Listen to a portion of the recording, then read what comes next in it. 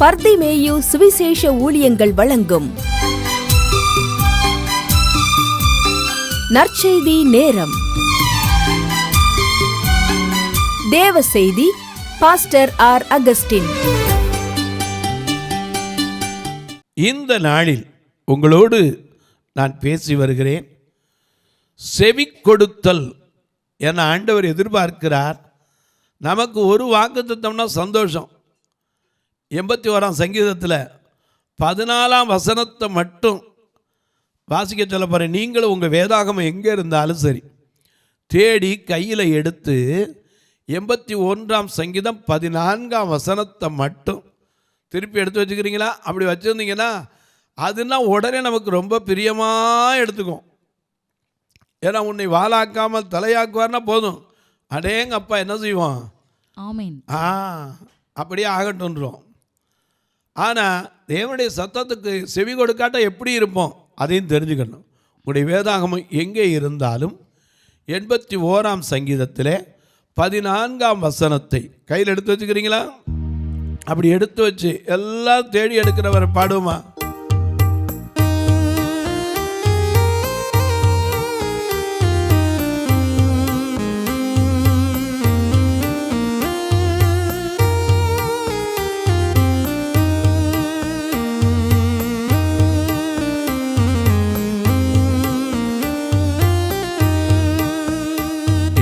மனுஷர்கள் மத்தியில் தேவாதி தேவன் வாசம் செய்கிறாரே. இதோ மனுஷர்கள் மத்தியில் தேவாதி தேவன் வாசம் செய்கிறாரே. தேவன் தாமரிக்கும் ஸ்தலமே தம் ஜனத்தாரின் மத்தியில். தேவன் தாமரிக்கும்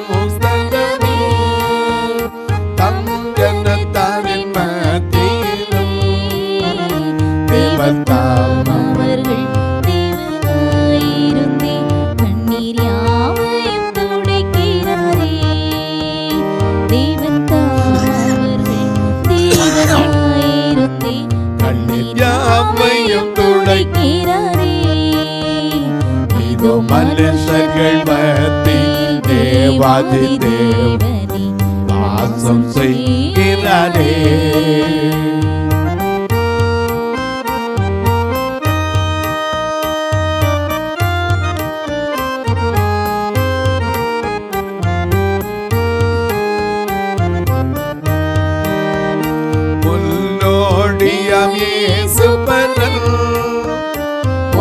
கல்லாகி சீயோனிலே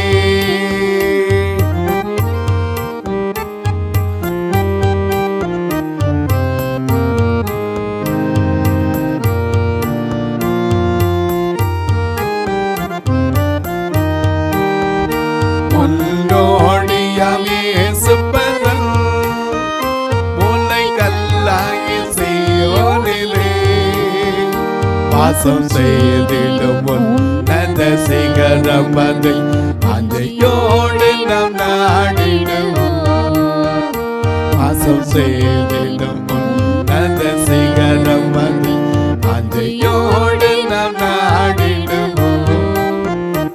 இதோ மனுஷர்கள் மத்தியில் தேவாதி தேவனே வாசம் செய்கிறாரே.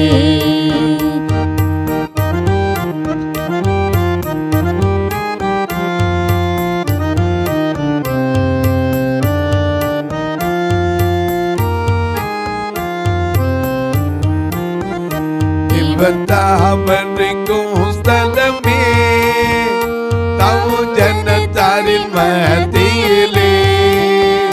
தேவன் தாமரிக்கும் ஸ்தலமே தம் ஜனத்தாரின் மத்தியிலே. தேவன் தாமவர்கள் தேவனாயிருந்து கண்ணீர் யாவையும் துடைக்கிறாரே.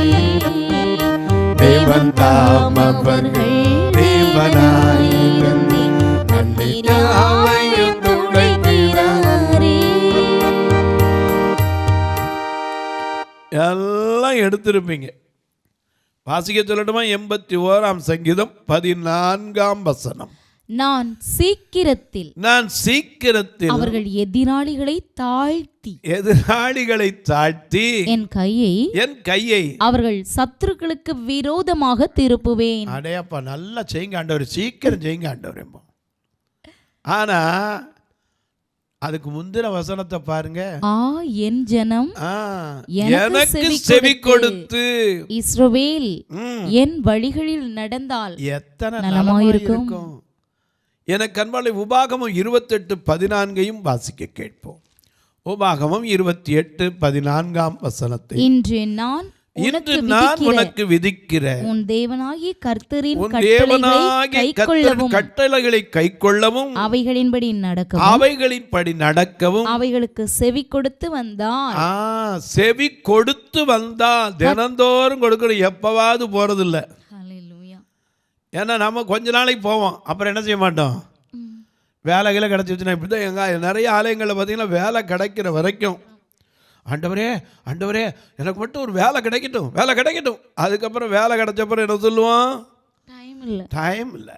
I got not time because I have so much of engagement in my job. என்னுடைய வேலை ரொம்ப இருக்குது. உன் வேலையிலையும் எவ்வளவு வேலை இருந்தாலும் கர்த்தருக்கு வேலை செய்ய வேண்டும். ஆமென். இன்னைக்கு அநேக நேரங்கள் அதை மறந்துடுறோம். கர்த்தருக்கு நம்ம செய்ய வேண்டிய கடமையை நம்ம செஞ்சணும். இதுக்கு சம்பளம் இருக்குது. நீங்கள் நினைக்கலாம் எவ்வளவு பிரதர், அதுக்கு கணக்கே கிடையாது. அங்கே வச்சிருக்கார், பாவத்துக்கு எப்படி சம்பளம் இருக்கோ அது மாதிரி புண்ணியத்துக்கும் சம்பளம் உண்டு. ஆண்டவருக்கு நம்ம ஊழியம் செய்ய கடமைப்பட்டு இருக்கிறோம். ஏன்னா அவர் சொன்னார், எந்த ஜனத்தை நான் எனக்கென்று ஏற்படுத்தினேன், என் துதியை சொல்லி வருவார்கள் என்று ஆண்டவர் எதிர்பார்க்கிறார். அதிகாரத்தை கொடுத்து சொன்னார். மத்தேயு 28:18 வாசிக்கிறோம். அவர் சீசரிடம் சமீபத்து வந்து, வானத்திலும் பூமியிலும் சகல அதிகாரம் எனக்கு கொடுக்கப்பட்டிருக்கிறது. ஆகையால் நீங்கள் புறப்பட்டு போய் சகல ஜாதிகளையும் சீஷராக்கி பிதா குமாரன் பரிசுத்த ஆவியின் நாமத்தினாலே ஞானஸ்நானம் கொடுத்து நான் உங்களுக்கு கட்டளையிட்ட யாவையும் அவர்கள் கைக்கொள்ளும்படி அவர்களுக்கு உபதேசம் பண்ணுங்கள். இதோ உலகத்தின் முடிவு பரியந்தம் சகல நாட்களில் நான் உங்களுடன் கூட இருக்கிறேன் என்றார். ஆமென். அப்படி இருக்கிறவர் கணக்கு வச்சிருப்பாரா இல்லையா? வேலைக்காரன் கூலிக்கு பாத்திரன். ஏன்னா உங்களுக்கு மத்தேயு 20ஆம் அதிகாரத்தை படிச்சு பார்த்துருப்பீங்க. காலையில் வந்தவனுக்கும் சம்பளம் கொடுத்தாரு, சேம் சம்பளம். மத்தியானம் வந்தவனுக்கும் கொடுத்தாரு. 3ஆம் மணி வேலையில் கடைசியில் 5ஆம் 12ஆம் மணி வேலையில் வந்தவனுக்கு என்ன செஞ்சார்? சம்பளம் கொடுத்தாரு. உடனே ஒருத்தன் கேட்டான், என்னையா நாங்கள் காலையிலேருந்து செஞ்சுக்கிட்டு இருக்கோம், இப்போ வந்தவங்களுக்கு எங்களுக்கு சமமாக்கிட்டே. அவர் சொன்னார், நான் ஐயா என்னுடையதை நான் என்ன செய்கிறேன், என் இஷ்டம் கொடுக்குறேன். அதை நீங்கள் எப்படி கேட்கலாம்? நான் தயாளனாய் இருக்கிறபடி நீ வன்கண்ணனாய் இருக்கலாமா? அவர் தயாளன். எனக்கு அன்பான அவருக்கு ஊழியம் செய்யறது நம்முடைய கடமைங்க. நாம் நினைக்கிறோம் ஆண்டவருடைய சத்தத்துக்கு எப்பமாவது செவி எடுக்கணும்ல. அழகா சொல்லியிருக்கார். திரும்ப அந்த 14ஆம் வசனத்தை வாசிங்க. 28:14 மிக அழகான ஒரு வசனம். இது நம்ம பலமுறை படித்திருப்போம், நம்ம மறந்துடுவோம். இன்று நான் உனக்கு விதிக்கிற உன் தேவனாகிய கர்த்தருடைய கட்டளைகளை கைக்கொள்ளவும் அவைகளின்படி நடக்கவும் அவைகளுக்கு செவி கொடுத்து வந்தால் கர்த்தர் உன்னை வாளாக்காமல் தலையாக்குவார், நீ கீழாகாமல் மேலாவாய். ஆனா நாம எப்படி இருக்கிறோம்? அதே 28:44 பாருங்க. அவன் உன்னிடத்தில் கடன்படான், நீ அவனிடத்தில் கடன்படுவாய். பாத்துக்கங்க, தலைகீழ மாறிடும். அவன் தலையாயிருப்பான், நீ வாளாயிருப்பாய். உன் தேவனாகிய கர்த்தர் உனக்கு விதித்த அவருடைய கற்பனைகளையும் கட்டளைகளையும் கை கொள்ளும்படி நீ அவர் சத்தத்துக்கு செவி கொடாதபடியினால் இந்த சாபங்கள் எல்லா சாபமும் வந்து. தானியேல் 9:11 வாசிக்க கேட்போம். தானியேலின் புஸ்தகம் 9ஆம் அதிகாரம் 11ஆம் வசனத்தையும் வாசிக்க கேட்போம். ஏன்னா அநேக நேரங்கள் இஸ்ரவேலர் எல்லாரும் உமது நியாய பிரமாணத்தை மீறி உமது சத்தத்துக்கு செவி கொடாமல் விலகி போனார்கள். அவருக்கு விரோதமாக பாவம் செய்தோம். ஆகையால் தேவனுடைய தாசனாகிய மோசேயின் நியாய பிரமாண புஸ்தகத்தில் எழுதியிருக்கிற சாபமும் ஆணை ஆக்கினை. நல்ல தமிழ் வார்த்தை தெளிவா இருக்கு. ஆணை ஆக்கினையும் எங்கள் மேல் சொரியப்பட்டது. ஏன் வருதுன்னா அதான் காரணம். ஆண்டவருடைய சத்தத்துக்கு என்ன செய்யல? செவி கொடுக்கல. சாமுவேலை பார்க்கிறோம்ல, அழைப்பின் குரல் கேட்டே எல்லாண்டவர் என்ன உணர்ந்தே, அழைப்பின் குரல் கேட்டே எல்லாண்டவர் என்ன உணர்ந்தே, அருகில் சென்று நடைபயின்றே,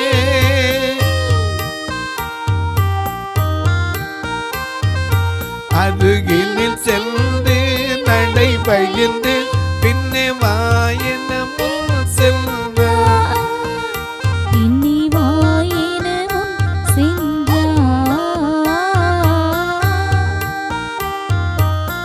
அழைப்பின் குரல் கேட்டே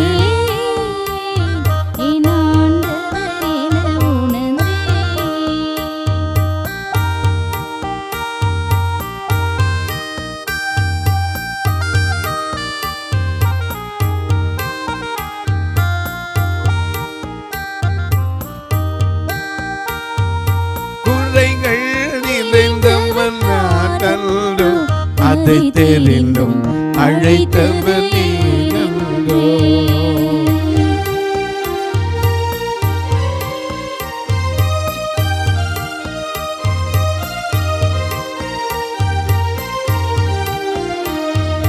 குறைகள் நிறைந்தவன் நாடல்தோ, அதை தெரிந்தும் அழைத்தவர் நீங்கோ.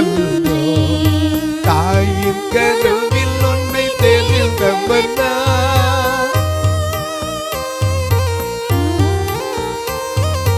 தாயின் கருவில் ஒன்றை தெரிந்தவர் பின்னே வாயன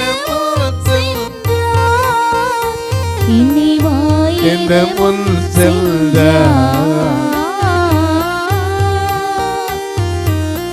அழைப்பின் குரல் கேட்டே நாண்டவர் என்ன உணர்ந்தே.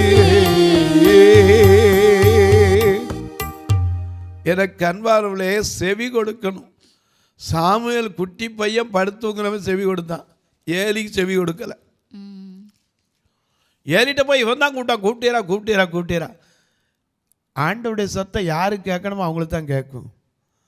அந்த சத்தத்துக்கு நம்ம என்ன செய்யணும்? செவி கொடுக்கணும்.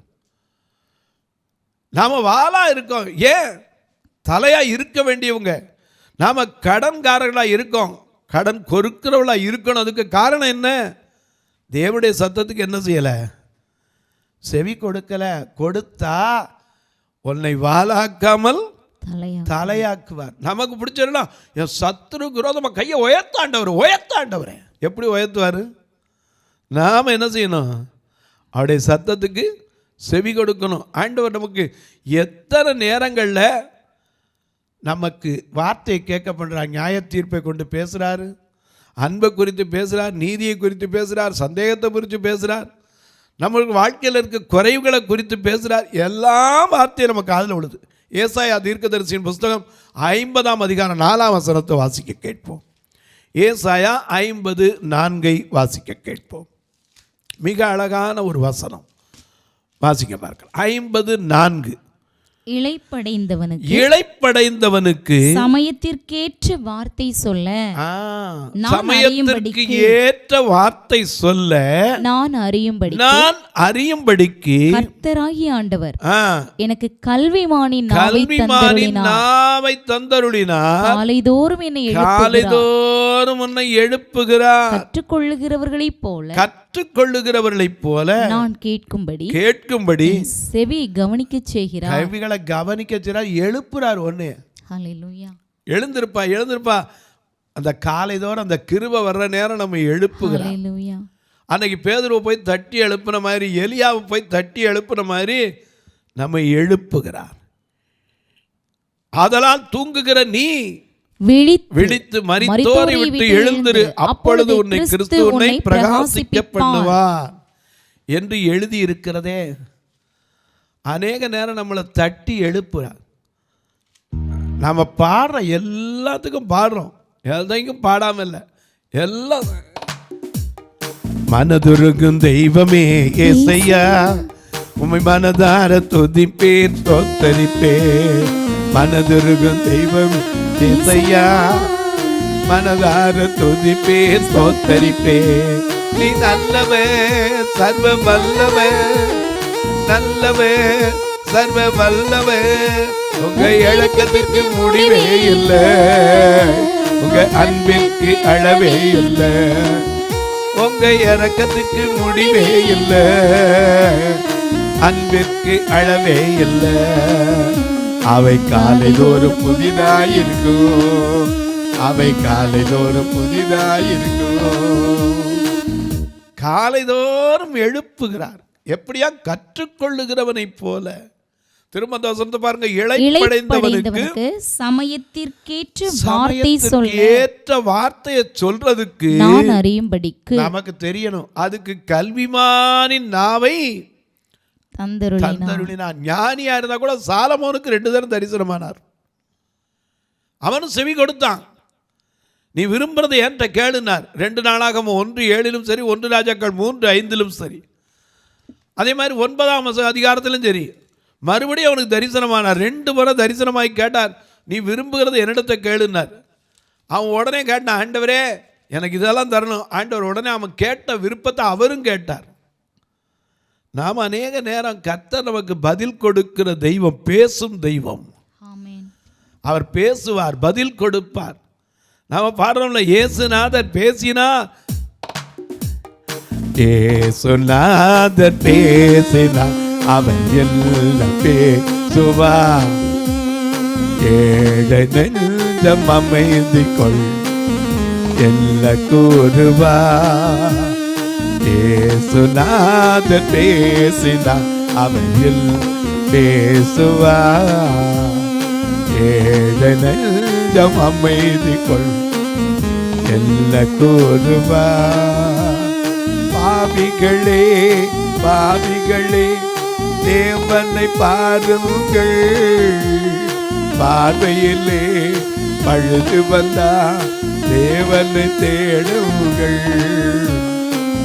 சேர்ப்பதுவும் சேர்ப்பதுவும் மனிதனின் விதியாகும், கேட்பதுவும் பிரிப்பதுவும் தேவனின் விதியாகும். இயேசுநாதர் பேசினால் என்னத்தை பேசுவார்? ஏழை நெஞ்ச அமைதி வர வார்த்தை சொல்லுவார். சமயத்திற்கு ஏற்ற, இளைத்தவனுக்கு ஏற்ற வார்த்தை சொல்ல நாம் அறிந்து கொள்வதற்கு கல்விமானின் நாவை நமக்கு என்ன செய்கிறார்? தருகிறார். அதோட நிப்பாட்டல, ஒரு கற்றுக்கொள்ளுகிறவனை போல நான் கேட்கும்படி என் செவியை கவனிக்க செய்கிறார். கர்த்தராகிய ஆண்டவர் என் செவியை திறந்தார், நான் எதிர்க்கவும் இல்லை, நான் பெண் வாங்கவும் இல்லை. நம்மளால இருக்க முடியுதா? சர்ச்சுக்கு போனா இந்த பாஸ்டர் பேசுனா உட்கார மாட்டேன், அந்த பாஸ்டர் பேசுனா எதுக்கு பாஸ்டரை பார்க்குறீங்க? கர்த்தருடைய வார்த்தையை பாருங்க. மனுஷனை பார்க்காதீங்க, மனுஷன் பார்க்கறது முகத்தை. நீங்க எதுக்கு போயிருக்கீங்க? மனுஷ முகத்தையா தேடி போயிருக்கீங்க? என் முகத்தை தேடுங்கள், அப்பொழுது நான் உங்களுக்கு வெளிப்படுவேன். ஆண்டவர் சொல்லியிருக்காரு. எனக்கு கண்பாருடைய அவரிய முகத்தில் தேடி போயிருக்கோம், அங்கே மனுஷ முகத்தையா வச்சு பார்க்குறீங்க? அநேக நேரம் இவர் பேசுனா இப்படி தான் கடிஞ்சு பேசுவார், இவர் பேசுனா நான் வரமாட்டேன் சொல்லாதீங்க. எந்த மனுஷனையும் வச்சு ஆண்டவர் பேசுறதில்ல. கழுதையை கொண்டு கூட பேசுவார் நம்மகிட்ட. பேலையாமுக்கு எந்த வழியிலையும் பேச முடியல, முதல்ல சொல்லி பார்த்தாரு, எப்பா நீ போகாதப்பான்னு சொல்லி பார்த்தாரு. ஆனால் என்ன செய்யலை, அவன் கேட்கல. திரும்பவும் என்ன செய்தான், போய் விடாமல் ஆண்டவர்கிட்ட கேட்டு திருப்பி கேட்டவன, நீ போ, நான் சொன்னதை மட்டும் ஞாபகம் வச்சுக்கோன்னார். இவன் போய் என்ன செய்யறான், சபிக்கிறதுக்கு புறப்பட்டு கழுதை மேலே ஏறி போகிறான். கழுதையை வச்சு பேச வைக்கிறார். 3 தரம் அவனுக்கு ஆத்மாவை திரும்ப கொடுப்பதற்கு வழியில் மறித்து அவன் கழுதை மேலே கோவிச்ச போது கழுதை அவனுக்கு கேட்டுச்சு, நான் என்னப்பா அநியாயம் பண்ணேன்னா. அப்போ தான் அவனுக்கு கண்கள் திறக்குது. கண்கள் திறப்போது யார் நிற்கிறத பார்க்குறான், உருவின பட்டயத்தோடு தேவன் நிற்கிறதை கண்டான், தேவதூதன் நிற்கிறதை கண்டான். அநேக நேரங்களில் நாம் செவி கொடுக்க மறந்துடுவோம். எனக்கு அன்பார்களே, ஏசாயா 1ஆம் அதிகாரம் 10-11 வசனத்தை பாருங்க. ஏசாயா தீர்க்கதரிசியின் புஸ்தகம் 1ஆம் அதிகாரம் 10-11 வசனத்தை பாருங்க. சோதோமின் அதிபதிகளே, சோதோமின் அதிபதிகளே, கர்த்தருடைய வார்த்தையை கேளுங்கள், கர்த்தருடைய வார்த்தையை கேளுங்கள். கொமோராவின் ஜனமே, கொமோராவின் ஜனமே, நமது தேவனுடைய வேதத்துக்கு செவி கொடுங்கள். வேதத்துக்கு செவி கொடுக்கணும், வார்த்தைக்கு செவி கொடுக்கணும், வேதத்துக்கு செவி கொடுக்கணும், சத்தத்துக்கு செவி கொடுக்கணும். அது மட்டுமல்ல, உங்கள் பலிகளின் திரள் எனக்கு என்னத்துக்கு என்று கர்த்தர் சொல்லுகிறார்.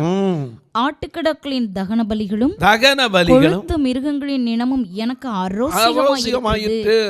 காளைகள், ஆட்டுக்குட்டிகள், கடாக்களுடைய இரத்தத்தின் மேல் எனக்கு பிரியமில்லை. நீங்கள் என் சந்நிதியில் வரும்போது என் பிராகாரங்களை மிதிக்க வேண்டும் என்று இடத்தில் கேட்டது யார்? கேட்டது யாரு? கேட்கலையே. எனக்கு அன்பார்களே, நாம் செவி கொடுக்கணும், அதைத்தான் எதிர்பார்க்கிறார். எனக்கு செவி கொடுக்கிற உங்களுக்கு நான் சொல்லுகிறேன், இயேசுவே சொல்லியிருக்கார். அதனால தான் மத்தேயு 17:5 வாசிக்கிறோம், இவர் என் நேசகுமாரன், இவருக்கு செவி கொடுங்கள். தொலைக்காட்சியில் பார்க்கிற என் அன்பு மக்களே, இந்த நிகழ்ச்சியை நாள்தோறும் பார்க்குறீங்க, கேட்குறீங்க, பரவசம் அடைகிறீங்க, சந்தோஷம். அநேகரெல்லாம் கேட்குறீங்க, என்னையா பைபிளையே கையில் வைக்காமல் எப்படியா பேசுகிறீங்க? ஏன்ட்ட என்னங்க திறமை இருக்குது? ஒன்றும் கிடையாது. நீங்கள் பக்கத்தில் நின்னா கூட கருப்பாக சேப்பா எனக்கு தெரியாது, ஆனால் பெண்ணாக தெரியாது. ஒன்று தொட்டு பார்க்கணும், இல்லை நீங்கள் சத்தம் கொடுக்கணும். ஏன்னா மேல் voice female voice easily we can able to identify. மற்றபடிக்கு என்ன தெரியும்? ஒன்றுமே தெரியாது. அவர் தான் கற்றுக் கொடுக்கிறார், ஒவ்வொரு வார்த்தைகளையும் கற்றுக் கொடுக்கிறார். ஏன்னா அவர் கல்விமானின் நாவை எனக்கு தந்தருளினார். ஏசாயா 50:4 அதைத்தானே வாசிக்கிறோம். கல்விமானை சமயத்திற்கு ஏற்ற நல்ல வார்த்தைகளை சொல்ல, இளைப்படைந்தவருக்கு ஒரு வார்த்தை சொல்றதுக்கு அவரில் கல்விமானின் நாவை எனக்கு தருகிறார். காலைதோறும் எழுப்புறார் அந்த கிருபையை தருவதற்கு. 4 மணிக்கு எந்திரிச்சு சில நேரம் பார்த்தீங்கன்னா என்கிட்ட கேட்பாங்க, என்ன ராத்திரி சீக்கிரம் எந்திரிச்சிட்டியம்மா? எப்போவுமே நான் 4 மணிக்கு எந்திரிச்சு பைபிளை பார்த்துக்கிட்டு உட்காந்துருப்பேன். ஏன் தெரியுமா? அந்த காலையில் தான் அந்த கிருபை இறங்கும். அந்த கிருபையை நாம் விட்டுறக்கூடாது. வெயில் வந்துருச்சுன்னா அந்த கிருபை போயிடும். இஸ்ரவேல் மக்களுக்கு அதுதான் மன்னா. அந்த வெயில் வந்தாச்சுன்னா உருகி போயிடும், அது மண்ணோட மண்ணாக போயிடும், ஒன்றும் இருக்காது. அதுக்குள்ளே அந்த கிருபையை நாம் தேடணும். அதனால தான் தாவீது சொல்றார், நான் ஆயத்தமாகி வந்து காலைதோறும் உடைய பாதத்தில் நிற்பேன்னார். எனக்கு அன்பானவர்களே, இந்த நிகழ்ச்சியை பார்க்கிற நீங்கள், ஐயா எனக்காகவும் இந்த ஊழியத்துக்காக ஜெபிக்கணும். ஏன்னா எங்களுடைய சபை பெரிய பார்வையற்ற மக்கள், எத்தனையோ பேர் நல்ல வேலை இல்லாதவங்க, உலகத்தில் ஐயா இனி வாழ்ந்து என்ன பிரயோஜனம், இப்படி விரக்தி அடைந்து வருகிறவர்கள் தான் ஏராளம். கண்ணே போயிடுச்சுனுமே என்னங்க வாழ்க்கை அப்படின்னு வர்றவங்க, இவர்களுக்கும் ஏற்ற வார்த்தைகளை சொல்லி அவர்களையும் ரட்சிப்புக்குள்ளே நடத்தணும். அவங்க சாதாரண வந்துட மாட்டாங்க. இல்லைன்னா என்ன வாழ்க்கை எங்களுக்கு ஒன்றும் இல்லை உலகத்தில், நாங்கள் வாழ்ந்தா என்ன தாழ்ந்தா என்னம்பாங்க. அவர்களையும் வாழ வைக்க ஒருவர் இருக்கிறார் என்பதை திருஷ்டாந்தப்படுத்தி பேசணும். அது மட்டும் இல்லை, அவங்கள வந்தோடனே சும்மா அனுப்பிடக்கூடாது. கூட்டிகிட்டு வர்றதுக்கே மட்டும் ஞாயிற்றுக்கிழமை பார்த்திங்கன்னா 4000 ரூபா வேன் சார்ஜ் மட்டும் கொடுக்குறோம்.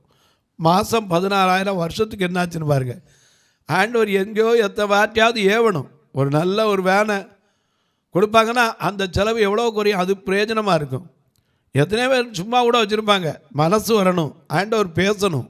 நான் பேசிய நீங்கள் பேசிய நடக்காது. ஆண்டவர் பேசுனா பழச கூட புதுசே கொண்டாந்து கொடுக்க ஏவுவார். நீங்களும் அதற்காக ஜெபியுங்கள். அது மட்டும் இல்லை, ஒரு நாள் நிகழ்ச்சியை தாங்கலாம். இந்த பார்வையற்ற மக்களுக்கு உணவு கொடுக்க உங்கள் பிறந்த நாள், திருமண நாள் போன்ற நல்ல நாட்களிலே உதவலாம். ஊன்றுகோல், கண்ணை கொடுக்க முடியாது. ஒரு ஊன்றுகோலை பிடிச்சா இது இல்லாமல் கண்ணு தெரியாங்க ஒரு அடி கூட எடுத்து வைக்க முடியாது. இது கேட்பீங்க, எப்பவும் கொடுக்கணுமா? ஆமாங்க, ஏன்னா கண்ணு தெரியாது. ஒரு பள்ளத்தில் போய் இறங்கிட்டால் ஒடிஞ்சு போயிடும். ஒரு ஸ்கூட்டர் எதுக்க வரும்போது தெரியாது, இவங்க வாட்டில் கம்பை விட்டுருவாங்க, அது ஒடிஞ்சு போயிடும். ஒருவேளை சில நேரத்தில் படி இருக்கும், அந்த கம்பை வைப்பாங்க, அந்த படியில் வழிக்கிறோம் அந்த கம்பே உடஞ்சி போகும். எலாஸ்டிக்கில் போடுறது, ஏன்னா அப்பப்போ அப்படி தூக்கிட்டு போய் மடக்கி வச்சுக்கணும், இல்லைன்னா அடுத்தவங்க கண்ணில் குத்திடக்கூடாது. இவ்வளோ பிரச்சனை இருக்குது. ஒரு வருஷத்துக்கே எனக்கு தெரிஞ்ச அளவில் 4 கம்பாவது கொடுக்கணும். அப்படி கொடுத்தா தான் பார்த்தோம். ஏன்னா கண்ணை எங்கே, கண்ணாடி எத்தனை கண்ணாடி வாங்கியிருக்கீங்க கொஞ்சம் யோசிச்சு பாருங்கள். ஸ்பெக்ஸு எத்தனை இடத்துல மறந்து வச்சுட்டு வந்துடுறீங்க. கண்ணாடி ஞாபகம் வச்சிடறேங்கிறீங்க. இந்த ஊன்றுகோல் இல்லாமல் அவங்க நடக்கவே முடியாது. இது எப்போவும் கொடுத்துக்கிட்டு தான் இருக்கணும். நீங்களும் இதில் ஏவினால் தொடர்பு கொள்ளலாம். எப்படி பிரதர் தொடர்பு கொள்ள? கட்டுமான பணி கொடுக்கலாம். ஏன்னா திருநெல்வேலியெல்லாம் பார்த்திங்கன்னா ஒரு அறையில் எல்லோரும் உட்காந்துருக்காங்க. இன்னொரு அறை கட்டுவதற்கு எதிர்பார்த்து வருகிறோம். மதுரையில் வயதான பெண்களுக்கு வச்சுருந்தோம், அதில் ஓடு கூட மாற்ற முடியாமல் 20 வருஷம் ஆகி போய் இறந்து கிடக்கு. மறுபடியும் இப்போ ஓடு வைக்கக்கூடாது, சென்ட்ரிங் கட்டணும். அதற்காக ஜெபித்து வருகிறோம். நீங்களும் ஜெபியுங்கள். கர்த்தர் ஏவினால் நீங்களும் தொடர்புலாம். எப்படி? இதில் 2 நம்பர் வந்துகிட்டே இருக்கோம். ஜிபே, ஃபோன்பே வழியாக தொடர்பு கொள்ளலாம். அல்லது என்னிடத்தில் கேட்பீர்களானாலும் உங்களுக்கு என்ன விளக்க வேண்டுமோ சொல்ல, வந்து பார்க்கணுன்னு விரும்பினா கூட நீங்கள் தாராளம் பார்க்கலாம். ஐயா வந்து பார்த்தா எதாவது கொடுக்கணுமா? அப்படியெல்லாம் இல்லை. நீங்கள் வந்து பார்க்கணுன்னு உங்களுக்கு ஏவுதல் இருந்தால் தாராளமாக ஞாயிற்றுக்கிழமை காலை 8 மணிக்கு மதுரையில் ஆராதனை இருக்குது, 11 மணிக்கு திருநெல்வேலியில் ஆராதனை இருக்குது. நீங்கள் தாராளமாக வரலாம், வந்து பார்க்கலாம். இப்போ உங்களுக்காக ஜெபிக்கட்டுமா? நல்ல பிதாவே, நன்றியோடு துதிக்கிறோம் சுவாமி. செவி கொடுக்க வேண்டும். எத்தனை அருமையான ஒரு காரியம். மனிதனுக்கு கொடுக்கப்பட்ட 5 புலன்களில் ஒன்று இந்த செவி. இதுதான் நாங்கள் நன்மை தீமைகளை அறிந்து கொள்ளக்கூடிய, கேட்டு தெரிந்து கொள்ளக்கூடிய ஒரு பெரிய ஆசீர்வாதம். தேவனுடைய சத்தத்தையும் மனிதனுடைய சத்தத்தையும் இந்த காதுகளில் கேட்கிறோம். எத்தனையோ மனித சத்தங்களுக்கு செவி கொடுக்கிற நாங்கள் தேவ சத்தத்திற்கு நிறைவேற என்னை எங்களை அர்ப்பணிக்க உதவி செய்யும். இந்த ஊழியத்தை தாங்குகிற, ஜெபிக்கிற, கொடுக்கிற எல்லா மக்களையும் ஆசீர்வதி. பிறந்த நாள், திருமண நாளை நினைவு கூறுகிறவர்களுக்காய் ஜெபிக்கிறேன். கன்சீவாயி குழந்தை பாக்கியத்தோடு நிறை மாதத்தில் இருக்கிற என் அன்பு சகோதரிகளுக்காய் ஜெபிக்கிறேன். எனக்கு ஒரு குழந்தை கிடைக்குமான்னு சொல்லி ஏங்கி நிற்கிற என் அன்பு மகள்களுக்காய் ஜெபிக்கிறேன். பிள்ளையை பெற்று ஒரு குறைவோடு இருக்கிறதே, ஐயோ இந்த பிள்ளை ஏன் ஆண்டவர் கொடுத்தார்னு நினைக்காதீங்க. குறைவில் தான் ஒரு நிறைவை காண போறீங்க. வியாதி படுக்கையிலிருந்து புலம்புகிற மக்களுக்காய் ஜெபிக்கிறேன். ஒவ்வொருவருடைய கண்ணீரும் கவலைகளும் மாறட்டும். வானத்திற்கும் பூமிக்கும் சகல அதிகாரம் கொண்ட இயேசு கிறிஸ்துவின் ஈடு இணையற்ற வல்லமையுள்ள நாமத்தில் ஜெபிக்கிறேன் நல்ல பிதாவே, ஆமென். சபை ஆராதனை ஞாயிறு காலை 10 மணி முதல் 12 மணி வரை. இடம் பர்திமேயு சுவிசேஷ ஆலயம், அன்னை சத்யா நகர், இளமனூர் அஞ்சல், சக்கிமங்கலம் வழி, மதுரை மாவட்டம். பின்கோட் 625201 மற்றும் பர்திமேயு சுவிசேஷ ஜெப வீடு, flat number 107, Eden garden, Muthur, Tirunelveli. Pincode 627011. சிறப்பு உபவாச கூட்டம் ஒவ்வொரு மாதமும் 2வது சனிக்கிழமை காலை 10 மணி முதல் 1 மணி வரை நாகர்கோவில் YMCA ஹாலில் வைத்து நடைபெறுகிறது. மற்றும் ஒவ்வொரு மாதமும் 4வது சனிக்கிழமை காலை 10 மணி முதல் 1 மணி வரை திருநெல்வேலி புதிய பேருந்து நிலையம் அருகில் உள்ள கிரேஸ் ஹாலில் வைத்து நடைபெறுகிறது. எங்கள் எல்லா ஆராதனைகளிலும் கலந்து கொண்டு தேவனை மகிமைப்படுத்த அன்பாய் அழைக்கிறோம். உங்கள் உதாரத்துவமான காணிக்கைகளினால் இவ்வூழியத்தை தாங்க விரும்பினால் R. Augustine, account number 5021364331, IFSC code IDIB 000B066, Indian bank, BP Kulam, Madurai. GPay number 9842181917, BGM ministries மற்றும் 9442559772, பிளைண்ட் மினிஸ்ட்ரீஸ் அகஸ்டின். உங்கள் தொடர்புக்கு பாஸ்டர் R. அகஸ்டின், பர்திமேயு சுவிசேஷ ஊழியங்கள், நாகமலை, புதுக்கோட்டை, மதுரை 625019. தொலைபேசி எண்கள் 9842181917 மற்றும் 9442559772. கர்த்தர் தாமே உங்களை ஆசீர்வதிப்பாராக.